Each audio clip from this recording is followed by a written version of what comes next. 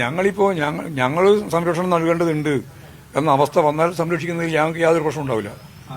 KPCC നേതൃത്വം ഓടിയെത്തേണ്ടതാണ് ആ നിമിഷം തന്നെ.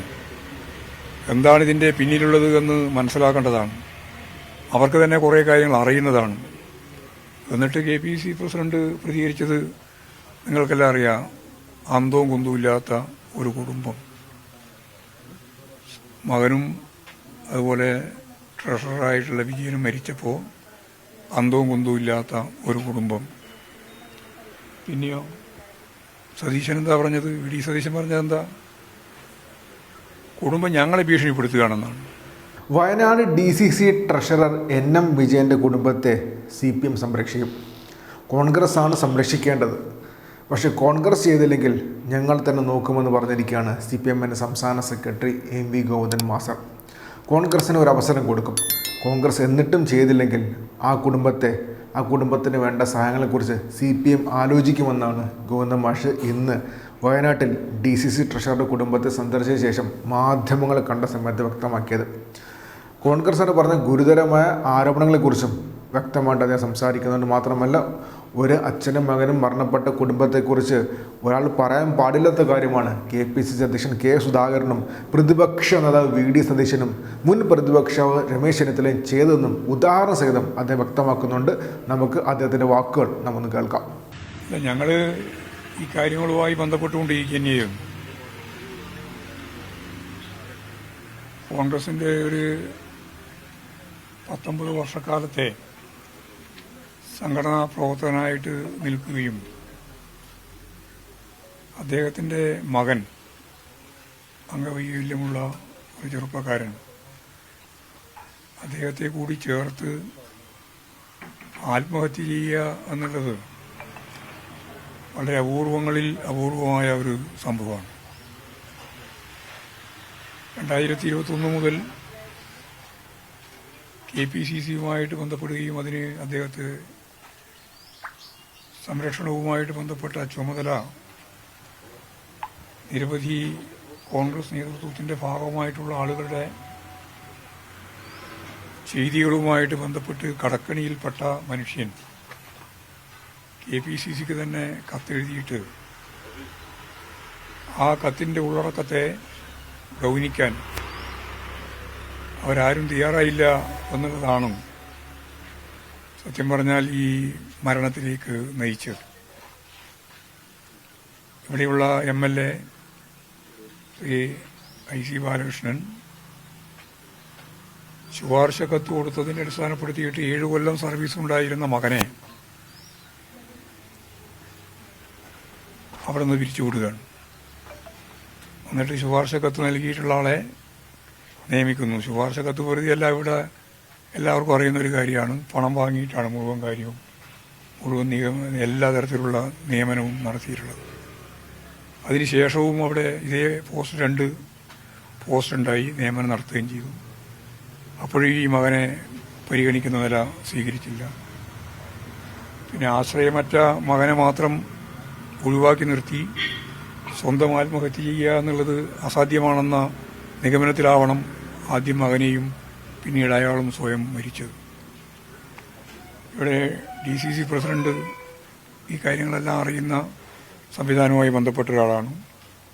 ഇതേ നീണ്ടകാലം ട്രഷററാണ്. നിരവധി ചെക്ക്, അതുപോലെ തന്നെ കടബാധ്യത ഉൾപ്പെടെ രേഖകൾ എല്ലാം പണയപ്പെടുന്നൊരവസ്ഥയിലേക്ക് നീങ്ങിയിട്ടുണ്ട്. ഇതെല്ലാം പരിഹരിക്കാനാവശ്യമായ നിലപാട് സ്വീകരിക്കേണ്ടതാണ്. സ്വാഭാവികമായിട്ട് നിങ്ങളിവിടെ പറഞ്ഞതുപോലെ KPCC നേതൃത്വം ഓടിയെത്തേണ്ടതാണ് ആ നിമിഷം തന്നെ. എന്താണ് ഇതിൻ്റെ പിന്നിലുള്ളത് എന്ന് മനസ്സിലാക്കേണ്ടതാണ്. അവർക്ക് തന്നെ കുറേ കാര്യങ്ങൾ അറിയുന്നതാണ്. എന്നിട്ട് KPCC പ്രസിഡന്റ് പ്രതികരിച്ചത് നിങ്ങൾക്കെല്ലാം അറിയാം. അന്തവും കുന്തവും ഇല്ലാത്ത ഒരു കുടുംബം, മകനും അതുപോലെ ട്രഷററായിട്ടുള്ള വിജയനും മരിച്ചപ്പോൾ അന്തവും കുന്തവും ഇല്ലാത്ത ഒരു കുടുംബം. പിന്നെയോ സതീശൻ എന്താ പറഞ്ഞത്? VD സതീശൻ പറഞ്ഞത് എന്താ? കുടുംബം ഞങ്ങളെ ഭീഷണിപ്പെടുത്തുകയാണെന്നാണ്. രമേശ് ചെന്നിത്തല എന്താ വിശദീകരിച്ചത്? ഇതെല്ലാം കളവാണെന്നാണ്. ഈ രേഖയൊന്നും സത്യസന്ധമായിട്ടുള്ളതല്ല. കള്ളരേഖയാണെന്ന്. ഇത് യഥാർത്ഥത്തിൽ മരണത്തിന് ശേഷവും അവരെ ആക്രമിക്കുകയാണ്. ഈ നിലപാടാണ് ഇവർ സ്വീകരിച്ചിട്ടുള്ളത്. ഞങ്ങളിതിൽ കാണുന്ന ഒറ്റ കാര്യം മാത്രമേ ഉള്ളൂ, ആ കുടുംബത്തെ സംരക്ഷിക്കണം. ഇപ്പോൾ തന്നെ കടമൊക്കെ പരിശോധിച്ച് നോക്കിയപ്പോൾ 2,10,00,000 രൂപ വിവിധ ബാങ്കുകളിലായിട്ട് ഇപ്പോൾ കടമുണ്ടെന്നാണ് വ്യക്തമാക്കപ്പെട്ടത്. കണക്ക് മകൻ തന്നെ എന്നോട് പറഞ്ഞു. ഇനി ഇതിന് പുറമെ TCCയുടെ ഭാഗമായിട്ട് വാങ്ങിയ കൈക്കൂലികളെ ഉത്തരവാദിത്വം ഏറ്റെടുത്തതിൻ്റെ ഭാഗമായിട്ട് ഇദ്ദേഹം ചെക്കും അതുപോലെ തന്നെ പണയപ്പെടുത്തുന്നതിന് വേണ്ടിയുള്ള രേഖയും ഒക്കെ വേറെയും നൽകിയിട്ടുണ്ടെന്നാണ് പറയുന്നത്. ഇപ്പോൾ ഓരോരുത്തരായിട്ട് SP-ക്കും അതുപോലെ തന്നെ ഉത്തരവാദപ്പെട്ട ആളുകൾക്കും എന്നോട് ഇത്ര പൈസ വാങ്ങിയിട്ടുണ്ട്, 15 ലക്ഷം വാങ്ങിയിട്ടുണ്ട്, 10 ലക്ഷം വാങ്ങിയിട്ടുണ്ട് എന്നുള്ള പരാതി ഇപ്പോൾ വന്നുകൊണ്ടിരിക്കുകയാണ്. ഇതെല്ലാം കൂടി ചേർന്ന് വരുമ്പോൾ ആത്മഹത്യ ചെയ്ത ആ 2 പേര് മാത്രമല്ല, കുടുംബമാകെ ഗുരുതരമായ സാമ്പത്തിക പ്രതിസന്ധിയിലാണ് ഉള്ളത്. ഇത് തീർച്ചയായിട്ടും കോൺഗ്രസിന്റെ 19 വർഷക്കാലത്തെ ജീവിതം മുഴുവൻ ഹോമിക്കപ്പെട്ട ഒരു പാർട്ടി നേതാവിന്റെ കുടുംബം അനുഭവിക്കുന്ന പ്രശ്നമായിട്ടാണ് രാജ്യം മുഴുവൻ കാണുന്നത്. പക്ഷേ കോൺഗ്രസിനെ സംബന്ധിച്ച് അവർക്കിതൊരു പ്രശ്നമായിട്ട് അവർ കാണുന്നില്ല. കാരണം കൊലപാതകികളെ സംരക്ഷിക്കുന്ന സമീപനമാണ് അവർ എടുത്തിട്ടുള്ളത്.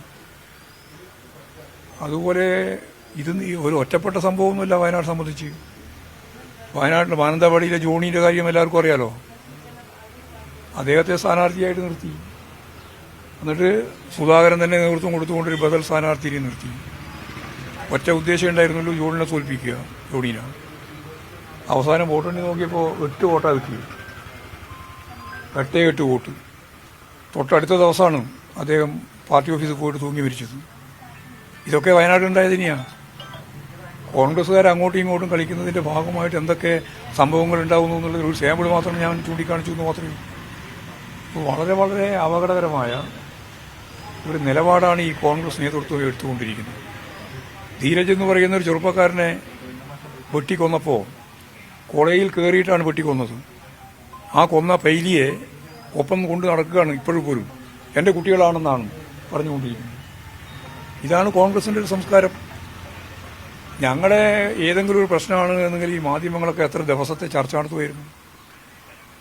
ഞങ്ങളൊരു ഇരട്ടത്താപ്പ് നിലപാടാണ് നിങ്ങൾ സ്വീകരിക്കുന്നത്, ഇതുപോലുള്ളൊരു സംഭവത്തോട് നിങ്ങൾ പ്രതികരിക്കുന്നില്ല എന്ന് പത്രക്കാരോട് നേരിട്ട് പത്രസമ്മേളനത്തിൽ പറഞ്ഞതിന് ശേഷമാണ് ചിലരെങ്കിലും പ്രതികരിച്ചത്.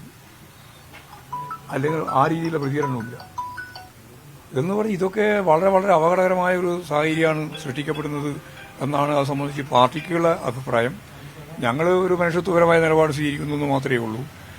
ഈ MLA തുടർന്ന് മുമ്പോട്ടേക്ക് പോവുക. ഇപ്പോൾ MLAക്ക് 15-ാം തീയതി വരെ അറസ്റ്റ് ചെയ്യാൻ പാടില്ല എന്ന ഓർഡർ കിട്ടിയപ്പോഴാണ് എവിടെയോ കർണാടകത്തിലാണെന്നാണ് പറയുന്നത് ഒരു വീഡിയോ കിട്ടിയത്, സ്ലിപ്പ് കിട്ടിയത്.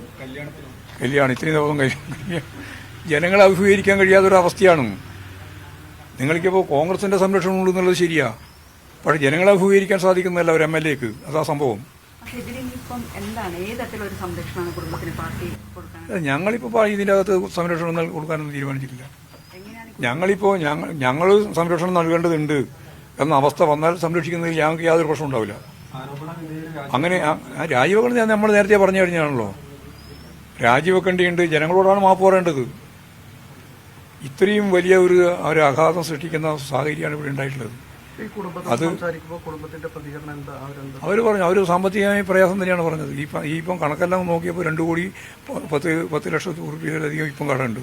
അതിന് പുറമെ ഇപ്പോൾ കൊടുത്തുകൊണ്ടിരിക്കുന്ന ആക്ഷേപത്തെ അടിസ്ഥാനപ്പെടുത്തിയിട്ട് വരുന്ന പരാതി ഉണ്ടല്ലോ, കൊടുത്തുകൊണ്ടിരിക്കുന്ന ആ പരാതിയെ തുടർന്ന് വരുന്ന കാര്യത്തിൽ എത്ര ചെക്കാണ് കൊടുത്തിട്ടുള്ളത്, ഏതൊക്കെ വസ്തുവാണ് പണയപ്പെടുത്തിയിട്ടുള്ളതെന്നും പറയാൻ സാധിക്കില്ല. അപ്പോൾ യഥാർത്ഥത്തിൽ ഇപ്പോഴും തിട്ടപ്പെടുത്തപ്പെട്ടിട്ടില്ല. ഇതൊന്നും ആവശ്യപ്പെട്ടില്ല. പാർട്ടി അങ്ങോട്ടും പറഞ്ഞിട്ടില്ല, പാർട്ടി അവരും ഇങ്ങോട്ടും പറഞ്ഞിട്ടില്ല. പക്ഷേ ഇത് ആ കുടുംബത്തെ സംരക്ഷിക്കണം തന്നെയാണ് ഞങ്ങളുടെ അഭിപ്രായം. അത് കോൺഗ്രസ് അത്രത്തോളം സംരക്ഷിക്കുന്നുള്ളത് നമുക്ക് നോക്കാം. ഇവിടെ അന്വേഷണ കമ്മീഷൻ നിശ്ചയിക്കുകയോ ഇല്ലയോ എന്നുള്ളതല്ലല്ലോ ഇവിടെ പ്രശ്നം.